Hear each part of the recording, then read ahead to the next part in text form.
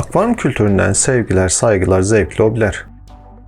Bugün sizlere vatozlarda hangi yem ne zaman verilir sorusunun cevabından bahsedeceğim. Bildiğiniz gibi yemleri yanlış öğünlerde verirseniz bu size hastalık olarak geri döner. Balıklarınızı sağlıklı olarak beslemek istiyorsanız yemlerin özelliklerine, öğünlerine ve öğün saatlerine dikkat etmelisiniz. Haydi başlayalım.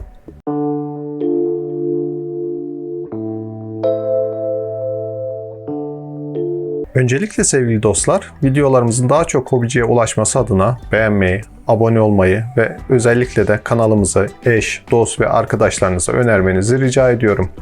Evlerdeki bütün balıkların güzel yaşamaya hakkı var. Ayrıca bizi Facebook ve Instagram hesaplarımızdan da takip edebilirsiniz. Balıklarımızın günlük hallerini ve özel görüntülerini her gün sosyal medya hesaplarımızdan paylaşıyorum. Balıklar için yemler çeşitli firmalar tarafından üretilmektedir. Bu yemlerin bazıları tek bir tür için özel üretilirken pek çok yem ise ortak olarak üretilmektedir. Vatozlara özel yemler bulunmakla birlikte piyasada en çok kullanılan kaliteli yemler de vatozlarda kullanılmaktadır. Ben genelde bu özel olan yemlerden ziyade yıllardır araştırarak kullandığım, gözlemlediğim, içeriğini okuduğum ve yaptığım denemelerde balıklarım tarafından beğenilen yemleri tercih ediyorum. Bildiğiniz gibi akvaryumlarda balıklar için kullanılan yemlerin çoğunluğu spirulina yosunu içermektedir. Pek çok yem bu yosunun farklı oranlarda kullanılmasıyla üretilmektedir. Öncelikle bizim bilmemiz gereken konu yemlerin proteinsel ve bitkisel oluşudur. Bazı yemlerin protein oranı yüksektir. Bazı yemlerin ise bitkisel dediğimiz yosun oranı fazladır.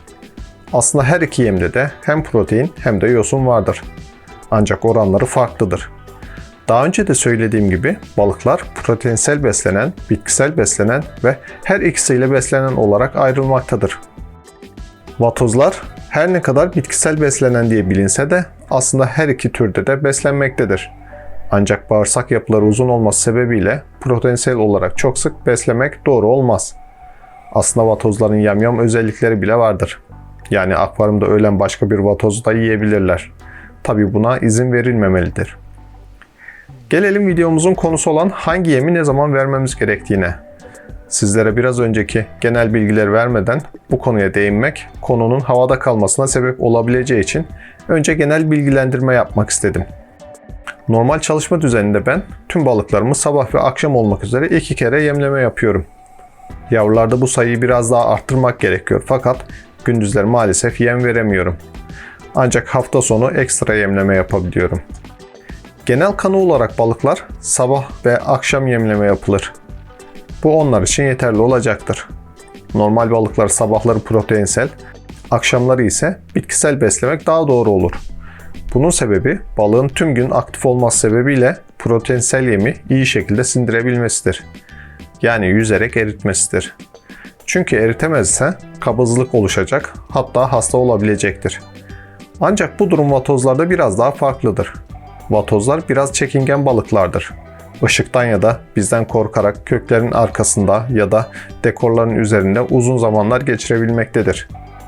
Hatta sizler yem atsanız bile kökün üstünden çıkmamakta ve yeme gelmemektedir. Yem yemeyen balık içinde yemin proteinsel ya da bitkisel oluşunun pek bir önemi yoktur. Tabi burada hemen bir parantez açmak istiyorum. Buradaki yem yememeden kastım bizden ürkmesi sonucu yeme gelmeyen vatozlardır. Bir hastalık durumunda yeme gelmeyen balıkları kastetmiyorum. Peki bizler vatozlarımız için hangi öğünde hangi yemi vereceğiz? Biraz önce de dediğim gibi ortamda hareket varsa vatozlarınız ürkecek ve gezinmeyecektir. Gezinmemeleri sebebiyle de yediklerini iyi şekilde eritemeyeceklerdir. Burada hemen şunu belirtmek istiyorum. Vatozlar geceleri de aktif olan balıklardır. Geceleri de akvaryumun içinde dolaşıp yem ararlar. Bu sebeple de ortalıkta kimse yokken daha fazla hareket ederler. Eğer vatoz akvaryumunuzun etrafında gündüz saatlerinde çok fazla hareket varsa onları beslerken sabahları bitkisel, akşamları ise proteinsel besleyebilirsiniz.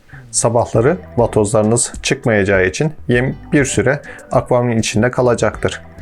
Bu sırada da bitkisel bir yem suyunuzu daha az bozacaktır.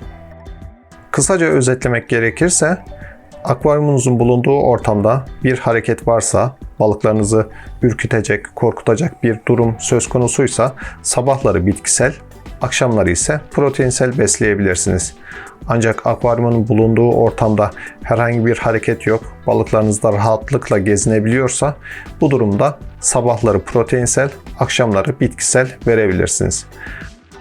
Bitkisel ya da proteinsel olarak besleme durumunda vatozlarınız için çok fazla bir fark söz konusu değildir. Tabi burada aynı akvaryumda başka balıklarınız da varsa durum değişecektir. Aynı akvaryumda akşam ışıklar kapatıldıktan sonra uyuyan balıklarınız varsa akşamları proteinsel olarak beslemeyin. Bu sefer diğer balıklarınız yemi tam sindiremeden uyuyacaklar için onlara sıkıntı oluşturur. Tam yeri gelmişken bir konuya değinmek istiyorum. Bazı arkadaşlar vatozlar için attıkları yemleri diğer balıkların yemelerinden dolayı vatozlarının yeteri kadar beslenemediğinden şikayet ediyorlar. Biraz önce de söylediğim gibi vatozlar geceleri karanlıkta da aktif olan balıklardır. Vatozlara karanlıkta atacağınız yemleri diğer balıklar uyudukları için yiyemeyecek, ancak vatozlar aktif olduğu için bu yemleri tüketebileceklerdir. Bu sayede de diğer balıklarınız vatozların yemlerini yiyemeyecektir. Geceleri karanlıkta beslemeniz gereken durumlarda pul yemden ziyade tablet yemleri tercih etmenizi öneririm. Yem miktarını pul yemde ayarlamanız biraz daha zor olacaktır. Daha önce sizlere vatozlarda kendimin de kullandığı yemlerin isimlerini ve özelliklerini tek tek açıklamıştım. O videomuzu da izlemenizi öneririm. Sağ üst köşeden ulaşabilirsiniz.